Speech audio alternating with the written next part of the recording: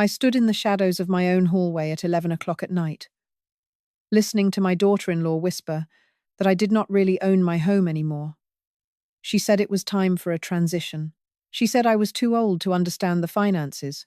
My own son, my James, just stood there in silence and let her say it. They thought I was just a helpless 68-year-old woman, rattling around in a house that was too big for her. They were very wrong. I did not make a scene. I did not cry. Instead, I made a quiet phone call to a lawyer. I moved every penny of my savings to a place they could not touch. And then, I left them a letter that stripped away their arrogance, leaving them with nothing but the truth and a very short deadline to pack their bags. Before I tell you how I reclaimed my dignity and my home, please let me know in the comments which city or state you are watching from today. I truly love hearing where our community gathers. Please note, although this story is crafted for narrative and clarity, the message and the lessons it conveys about your rights are what truly hold importance and real value. Your legacy and your home belong to you. The silence in my house was not always a burden. For many years, silence was a gift we earned. My name is Martha. I am 68 years old. I have lived in this house for over 3 decades. I know every creak in the floorboards, every shadow that the oak tree casts across the porch in the late afternoon. My husband, George, and I bought this place when our son was just a toddler. We spent 22 years paying off the mortgage. I still remember the day we made that final payment. We opened a bottle of expensive champagne, something we really could not afford at the time, and sat on the back porch. George looked at me and said, "Martha, this is ours. No matter what happens in this world, this little piece of earth belongs to us." But George has been gone for 14 months now, and since he left, the silence has changed. It is no longer a gift. It is a heavy, thick presence that follows me from room to room. I tried to stay busy. I tended to my roses. I went to my book club every Thursday. I talked to my neighbour, Margot, over the fence. I told myself I was adjusting. I told myself I was fine. Then came that Tuesday afternoon in March. My son, James, called me. James has always been a good son. Or at least, I believed he was. His voice over the phone was thick with what I thought was genuine concern. He told me, "Mom, Brenda and I have been talking. We are so worried about you being in that big house all by yourself." He used that word, worried, 4 times in one conversation.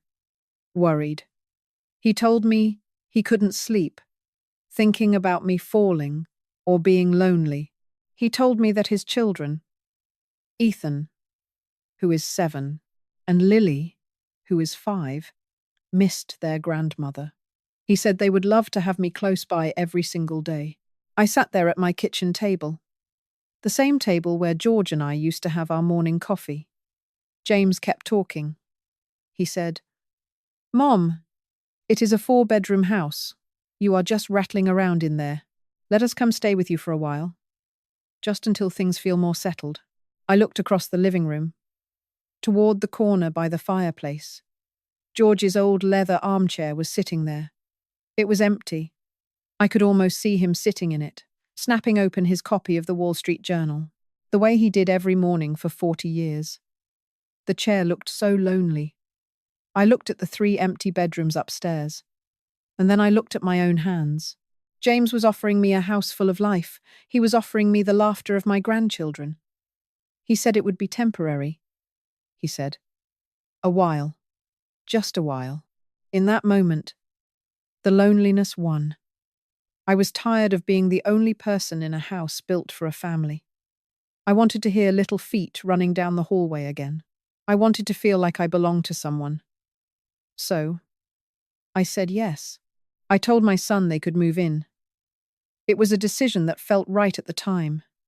It felt like love. I did not know then that I was opening my door to the very people who would try to take the keys away from me. The invasion did not happen with a bang. It did not happen with shouting or demands. It happened with the soft rustle of cardboard boxes and the sound of packing tape being pulled tight. It was a Saturday in March. The air was still crisp. That kind of New England chill that makes you want to keep the kettle on. James and Brenda arrived early. They brought 2 large moving trucks. I stood on the porch George and I had painted together, and watched them unload their entire lives into mine. I remember the feeling in my chest. It was a mixture of excitement and a tiny, cold seed of doubt. I told myself it was just nerves. I told myself that having family around would fill the cracks in my broken heart. Brenda was very efficient. That is the word I used back then. Efficient. She walked into my kitchen like she was a general surveying a new territory. She did not ask where things were. She simply started opening cabinets. I watched her from the doorway. I felt like a ghost in my own house. "Martha, honey," she said to me with a smile that did not quite reach her eyes. "We need to clear some of this clutter. It is a safety hazard for the kids." Clutter. That was what she called my life. She took my old copper pots, the ones I used to make Sunday roasts for George for 40 years, and she put them in a box labelled garage. She replaced them with shiny, grey, non-stick pans that felt thin and cheap in my hands. She moved the coffee maker. She moved the spice rack. She even moved the table where I had sat every morning for 30 years. She said she wanted an open concept. I did not want an open concept. I wanted my home. But I stayed quiet. I did not want to be the difficult mother-in-law. I wanted peace. The worst part, the part that still makes my throat tight when I think about it, was the rooster. It was a small, ceramic rooster. It was not expensive. George had bought it for me at a tiny farmer's market in Vermont when we were celebrating our 10th anniversary. It was bright red and gold. It sat on the windowsill above the sink. Every morning, when I washed the dishes, I would look at that rooster and remember the way George laughed when he bought it. He told me it looked like me. Stubborn and proud. One afternoon, I came into the kitchen, and the windowsill was empty. The rooster was gone. I searched everywhere. I finally found it. It was in the hallway, on a high shelf, tucked behind a stack of Brenda's interior design magazines. It was covered in dust. I took it down. I held it in my hands. My heart was pounding. I felt like I was holding a piece of George. Brenda walked in. She saw me holding it. "Oh, Martha, that old thing?" she said. She laughed. A short, dry sound. "It really doesn't fit the new aesthetic of the kitchen. It looks a bit dated. Don't you think?" Dated. My memories were dated. My love was dated. I did not say a word. I put the rooster back on the shelf. But as I walked away, I realized something. I was no longer the mistress of this house. I was not the owner. I was becoming a guest who was slowly being pushed into the corners of her own life. I looked at James. He was watching me. He saw me put the rooster away. He saw the look on my face. And then he looked away. He looked at his phone. That was the first time I felt truly alone, even with a house full of people. By the second month, the atmosphere in the house had shifted. The laughter of the grandchildren, Ethan and Lily, were still there, and I loved them. I loved them with everything I had. But the air between the adults was growing thin. It was heavy with things unsaid. One evening, after the children were in bed, James asked if I could sit down with them at the kitchen table. He looked nervous. Brenda looked prepared. She had a yellow legal pad in front of her. She had a calculator. James started talking about the economy. He talked about inflation. He talked about how expensive gas had become. He said, "Mom, we are so happy to be here, but the utility bills are much higher than we expected, and the grocery costs. They are skyrocketing. I understood. I really did. I knew that having 4 more people in the house would increase the bills. I told them I wanted to help. I told them I did not want to be a burden, James said. We were thinking, maybe a small contribution, just to keep things fair. Maybe. $450 a month? $450. It was a significant amount from my Social Security check. But it was fair. I agreed. I even felt a little relieved.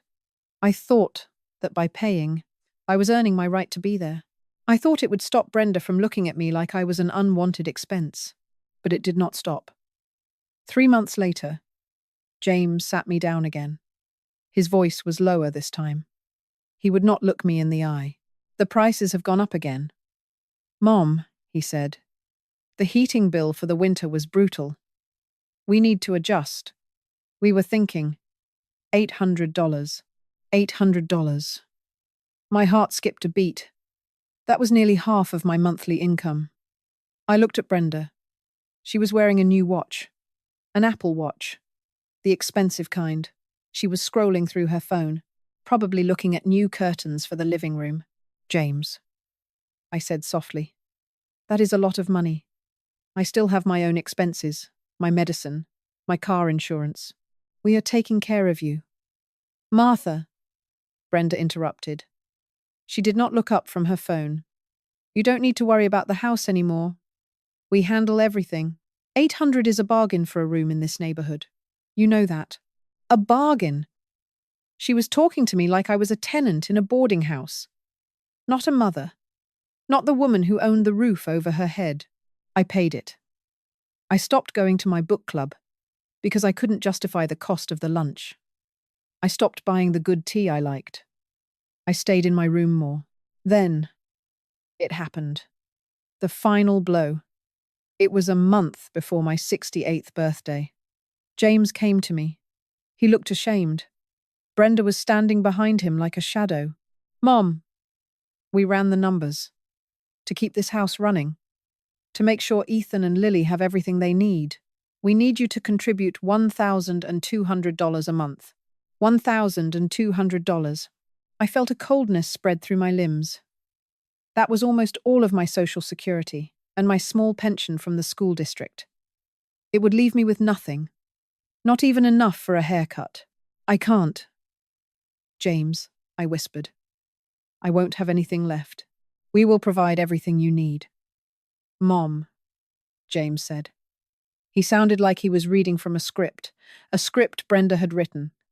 Think of it as simplified living.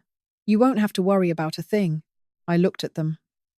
I looked at my son, the boy I had tucked in every night in this very house. I realized then that they were not trying to help me. They were trying to drain me.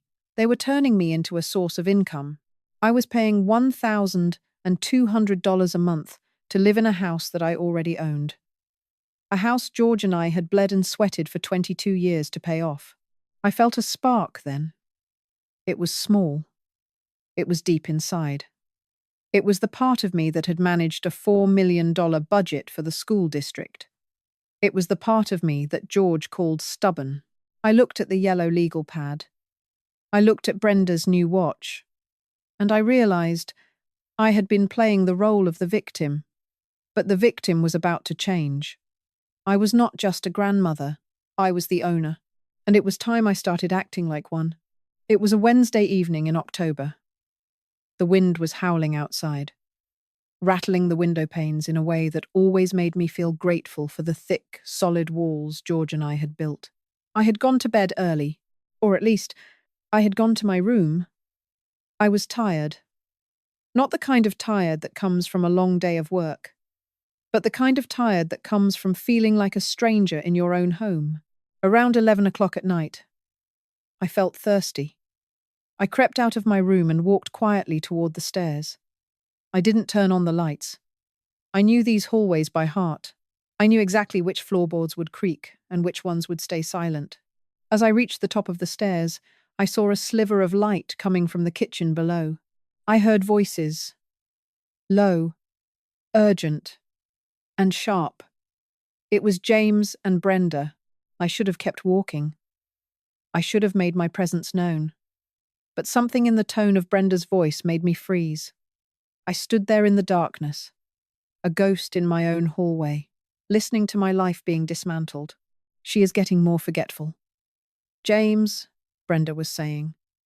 Her voice had that cold, clinical edge she used when she thought she was being logical. Did you see how she left the garden hose on for 2 hours yesterday? It is a sign. We can't keep doing this. The house is worth over $600,000 now. We are sitting on a gold mine, while your mother rattles around in here, wasting space. James mumbled something I couldn't quite hear. He sounded tired, defeated. It is not about being mean. James, Brenda continued. It is about the future. My sister knows a real estate attorney. He specializes in transitional estates. He has already drafted the quitclaim deed. All your mother has to do is sign. We tell her it is for her own protection, to avoid probate later. Once the title is in our names, we can look at that assisted living facility in Richmond. It is top tier. She will be around people her own age. She will be safe. And we can finally have the life we deserve in this house. I felt the blood drain from my face. My knees felt weak, like they might give way at any moment. Quitclaim, deed, assisted living. They were talking about me like I was a piece of furniture that no longer fit the room. They were talking about George's house, my home, as a gold mine. I turned around and walked back to my room. One slow step at a time. I sat on the edge of my bed in the dark. My heart was thumping against my ribs like a trapped bird. I thought about George. I thought about the 30 years of memories, the birthdays, the holidays, the quiet mornings. But then, something else happened. The fog of grief and hurt started to clear, deep inside. The woman I used to be began to wake up. Before I was a widow, before I was a helpless grandmother. I was a school district administrator. I had managed a budget of $4 million for 9 years. I had dealt with union negotiations, state audits, and complex legal contracts. I knew exactly what a quitclaim deed was. It was a total surrender of rights. They thought I was a fragile old woman who didn't understand finances. They thought I was comfortable and confused. I looked at the framed photo of George on my nightstand. I whispered to the darkness. They have no idea who they are dealing with. I was no longer just Martha. I was a woman with a plan. The polite invaders wanted a war. But they didn't realize I had already won the first battle just by listening. I didn't need to scream. I didn't need to cry. I needed to be smart. I needed to be the administrator again. My 68th birthday arrived on a Saturday in November. The house was filled with people. Brenda had insisted on hosting a small gathering. Her parents had driven up from Richmond. Her sister was there, looking at my crown, moulding as if she were already measuring it for new paint. My son James moved through the crowd, handing out drinks, but he wouldn't look me in the eye for more than a second. I had spent the morning in the kitchen. Brenda had offered to order a cake from the bakery, but I declined. I told her, "No. Honey, I have baked my own birthday cake for 40 years. I see no reason to stop now." It was a simple lemon cake, George's favourite. As I folded the flour into the batter, I felt a sense of peace. That cake was a symbol. It was a statement that I was still capable. I was still in control of my own hands and my own kitchen. The party was a performance. Everyone was being so polite. But it was the kind of politeness that felt like a plastic shroud.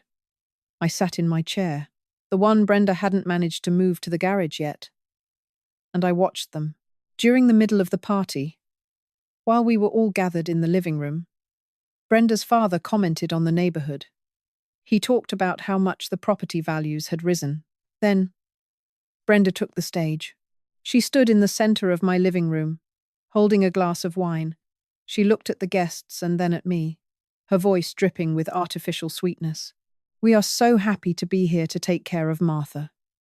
she said. You know, as people get older, things get a bit overwhelming. Martha has been having some trouble lately, a bit of confusion here and there. So, James and I have decided to take the lead. We are looking at what makes sense for the future of this estate. It is just too much house for one person, and we want to make sure she is in a place where she can get the professional help she needs. The room went silent. My friend Margot, who was sitting next to me, gasped quietly and squeezed my hand. I could feel the eyes of 14 people on me. They were looking at me with pity. They were looking at me like I was already gone. I stood up. I didn't rush. I didn't let my hands shake. I smoothed down my skirt and looked directly at Brenda. I didn't look at her with anger. I looked at her with the calm, steady gaze I used to use when a contractor tried to overcharge the school district. I appreciate your concern. Brenda, I said. My voice was clear, carrying to every corner of the room. But there seems to be a misunderstanding. This house is mine. George and I made sure of that decades ago, and I have taken very specific legal steps, very recently, to ensure it stays that way. I am quite comfortable, and my mind has never been sharper. I paused, letting the weight of my words sink in. Brenda's face went from pale to a deep, blotchy red. James looked like he wanted the floor to swallow him whole. Now, I continued, I believe there is cake in the kitchen. I made it myself. And I assure you, I didn't forget a single ingredient. The tension in the room snapped. People started talking again. But the tone had changed. They weren't looking at a helpless old woman anymore. They were looking at the owner of the house. Later that night, after everyone had left, Margot stayed behind for a moment. She hugged me tight. Martha, she whispered, I was so worried for you, but seeing your face today, I know you're going to be just fine. I smiled at her. I'm more than fine. Margot, I'm prepared. I sat in the dark living room after she left. I looked at the crumbs of the lemon cake on the plate. My birthday was over.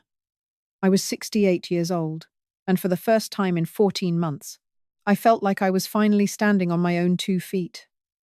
The polite invaders were still in my house, but they no longer held the map. I did. After the birthday party, the atmosphere in the house changed. Brenda and James became even bolder. They stopped hiding their whispers. They stopped pretending to ask for my opinion. They moved through my rooms as if they were already the executors of my estate. They saw my calm silence as a sign of surrender. They thought I was a beaten woman. They were so very wrong, while they were dreaming of what they would do with the $600,000 my house was worth. I was busy. I spent my days playing the role they had assigned to me. I was the sweet, slightly confused grandmother. I smiled. I baked cookies for Ethan and Lily, and I nodded whenever Brenda told me to rest. I was a professional administrator for 9 years. I knew how to play a part to get a result. On a rainy Tuesday morning, while Brenda was at a yoga class and James was at work, I made my first move. I didn't take my car. I took a taxi to the downtown area, to a small, quiet office building. That is where I met Mrs. Sterling. She was a woman about my age, with sharp eyes and a suit that cost more than my first car. She didn't treat me like a child. She didn't talk down to me. She listened. I told her everything. I told her about the $1,200 a month. I told her about the whispers in the hallway. I told her about the quitclaim deed they wanted me to sign. Mrs. Sterling leaned back in her chair. She looked at me and said, Martha, you are the sole title holder of that property. Unless you sign that paper, they have no legal standing to take your home. But we need to protect your liquid assets immediately. That afternoon, we went to a different bank, not the one James had access to. I opened a new account. I transferred my savings, the money I had earned through years of hard work and careful budgeting. I also redirected my Social Security and my pension payments to this new, private account. For the first time in months, I felt a sense of relief. My money was no longer a tool they could use to control me, but the real work happened at night. When the house was dark and everyone was asleep, I would sneak into George's old study. Brenda had locked the door, but I still had the spare key tucked away in an old jewelry box. I would sit at George's desk. I would turn on a small, dim lamp, and then the administrator would come out. I went through every piece of mail. I checked my property taxes. I reviewed the local laws regarding occupancy and eviction. I took notes in a small, black notebook. I was checking every loophole, every care-her, as we say. I realized they had been trying to build a case that I was mentally incompetent. Brenda had been keeping a log of every time I forgot something, even if she was the one who had hidden the item in the first place. I sat there in the silence of George's library, surrounded by his books, and I felt his strength. I could almost hear him saying, "Martha, keep your head down and your eyes open." I called my sister, Helen, in Michigan. We hadn't spoken in months, but the moment she heard my voice, off she knew. I told her the plan. She didn't hesitate, she said. "Your guest room is ready. Martha, come whenever you are ready. Let them realize what life is like without the foundation you provided." I was 68 years old, and I was preparing for a tactical retreat. I wasn't running away. I was positioning myself for a victory that would leave no room for doubt. The first week of December brought the first real snow of the season. The world outside was white and still, but inside my heart, there was a fire. I had everything ready. Mrs. Sterling had prepared the formal legal communications. My bags were packed and hidden in the back of my closet. On a Thursday morning, I waited for James to take the children to school. Brenda was out running errands, likely buying more expensive decorations for a house she didn't own. I moved quickly. I took only what mattered. I took the photos of George. I took my mother's pearls. And then I went to the hallway shelf. I reached up and took down the ceramic rooster from Vermont. I wiped the dust off his bright red feathers. I held him to my chest for a moment. He felt solid. He felt like the truth. I carried him into the kitchen. I placed him right back on the windowsill, exactly where he had sat for 30 years. He looked out over the snowy garden, a silent sentry returning to his post. Then I sat down at the kitchen table. I took out a piece of stationery, the good kind George had bought me for our anniversary. I didn't write a long, angry letter. I didn't list every time Brenda had been cruel or every time James had failed me. That would have been a waste of ink. Instead, I wrote a letter that was as cold and clear as a winter morning. I wrote, "Dear James and Brenda, I am writing to inform you that I have moved my residency to Michigan for the winter. You will find that my financial accounts, including my Social Security and pension, have been relocated to a private institution, effective immediately. The monthly payments I have been making to you will cease." I let that sink in. I knew when they read that, their world would tilt. They were relying on my $1,200 a month to pay for their lifestyle. I continued. "Furthermore, I have consulted with my attorney, Mrs. Sterling. She has advised me of my rights as the sole owner of this property. Any attempt to alter the title of this home without my presence will be met with immediate legal action.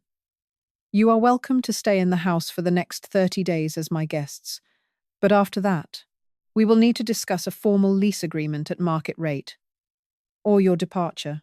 I signed it simply, Martha. I placed the letter in the center of the kitchen table.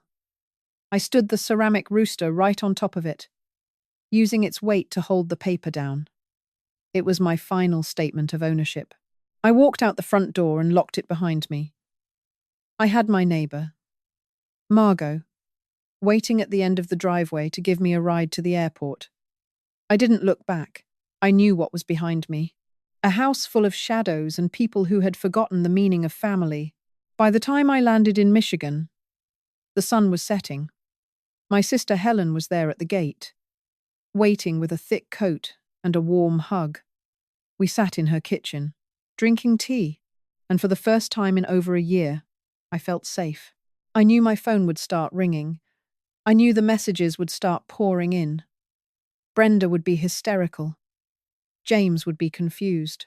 They would realize that the helpless grandmother had left them with a house they couldn't afford and a legal wall they couldn't climb.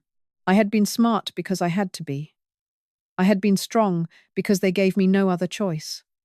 As I watched the snow fall over the Michigan fields, I thought of the rooster on the windowsill back home. He was back where he belonged. And soon, so would I. My phone rang 11 times that Thursday. 11 times. I sat in my sister Helen's kitchen in Michigan, watching the screen light up over and over again. I saw James's name. I saw Brenda's name. I even saw a call from Brenda's sister. I didn't answer a single one. Not because I wanted to be cruel, but because Mrs. Sterling had been very clear. Until the formal legal letter arrived at my house on Friday afternoon, I was to remain silent. By Friday evening, the atmosphere had shifted. The legal letter had been delivered. It wasn't just a letter from a mother to a son. It was a formal declaration from a law office. It laid out the facts. It stated that the house was mine. It stated that their residency was at my discretion. And it stated that their access to my finances had been legally severed. James called me at 8 o'clock that night. This time, I answered. His voice didn't have that managed, calculated tone Brenda had taught him to use. He sounded small. He sounded like the boy who used to come to me when he had scraped his knee. He said, "Mom, I didn't know she had already drafted a quitclaim deed. I swear I didn't know it was that far along." I didn't yell. I didn't cry. I simply said, "James, you stood by while she charged me $1,200 a month to live in my own kitchen. You stood by while she called me incompetent at my own birthday party, whether you knew about the paper or not. You knew about the betrayal." There was a long silence on the other end. Then he whispered, "I should have said something. I should have stood up for you." "Yes, James," I said. "You should have." The next 3 weeks were a whirlwind of legal logistics. Brenda was furious, according to my neighbor Margot, who watched from across the street. Apparently, Brenda had screamed that I was being unreasonable and vindictive. But the law does not care about tantrums. The law cares about whose name is on the deed. Since they could no longer afford their lifestyle without my $1,200 a month, they had no choice but to find a smaller apartment in Richmond. I returned to my home on a crisp morning in January. The house was empty. They had taken their grey pans and their modern furniture. The walls looked bare, and the air felt a little cold. But as I walked through the front door, I felt a weight lift off my shoulders that I hadn't even realized I was carrying. I went straight to the kitchen. I picked up the ceramic rooster from the windowsill and held it for a long time. I moved my old coffee maker back onto the counter. I brought my copper pots out from the garage. One by one, I put my life back together. I didn't cut James out of my life. I am his mother, and I believe in the possibility of redemption. But things are different now. We have what I call the New Deal. I live in my house alone. It is quiet, but it is my quiet. Every Saturday afternoon, James brings Ethan and Lily over to see me. Brenda does not come. She stays in the car or stays at home, and I am perfectly fine with that. When the children are here, the house is full of life again. Ethan tells me school stories. Lily still wants to know the name of every rose bush in the garden. But when the clock strikes 5, James takes them home. There is no more talk of moving in. There is no more talk of managing my finances. One evening, after a particularly lovely visit with the grandkids, I went out to the back porch.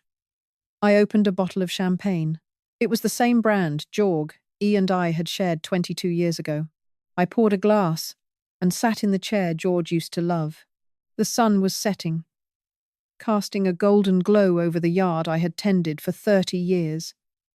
I felt a warmth beside me, like a familiar hand on my shoulder. I looked at the empty chair next to me, and I smiled. I did it. George, I whispered, our home is safe. I realized then that I had learned a very hard, very valuable lesson. I had tried to buy my family's love with my own dignity. I had let them walk over me because I was afraid of the silence. But I know now that real love, the kind worth having, does not ask you to disappear. It does not ask you to hand over your keys or your pride. Love needs boundaries. Like a garden, it needs a fence to keep out the things that would trample the roses. I am 68 years old. My house is big, and sometimes it is a little lonely. But when I go to sleep at night, I know exactly who I am. I am Martha. I am a homeowner. I am a woman who knows her worth. And in this house, my voice is the only one that matters. I am sitting on my back porch now, watching the moon rise over the oak trees. The house is quiet. It is the good kind of quiet. The kind that smells like lemon wax and old books and the roses that are just starting to sleep for the winter. I shared this story with you today, not to vent and not to seek pity. I shared it because I know I am not the only one. I know there are thousands of us, people who have spent 40, 50, or 60 years building a life, only to be told that we are suddenly in the way. There is a word that my sister Helen used when I arrived in Michigan. She said I had to be smart. I had to be smart about the people who should have made it easy for me to be kind. I have thought about that word every single day since then. Smart. Being smart did not mean I stopped loving my son. It meant that I loved myself enough to keep the roof over my head. It meant that I respected the work that George and I did for 22 years to pay off that mortgage, that house, that deed with my name on it. It is not just a piece of paper. It is my history. It is my dignity. To anyone listening who feels like they are losing their voice in their own home, please hear me. Your life and the walls you built are not transferable without your permission. You do not have to give yourself away piece by piece just to keep the peace at the dinner table. Real love, the kind that matters, will never ask you to become a guest in your own life. George told me that on this very porch, with a bottle of champagne we couldn't afford. And he was right. He was so right. Before we say goodbye today, I would love to hear from you. Have you ever had to stand your ground with family? Or perhaps you have a favorite memory of the home you worked so hard to build. Please share it in the comments. I read as many as I can, and it reminds me that we are a community. If this story touched your heart, or if it gave you a little bit of strength, please hit the subscribe button and share this video with a friend. We need to look out for one another. Please remember, although this story was narrated for you to enjoy and learn from, the lessons about your property and your rights are very real. Your legacy belongs to you and no one else. Thank you for spending this time with me. God bless, and keep your hand on the keys of your own life.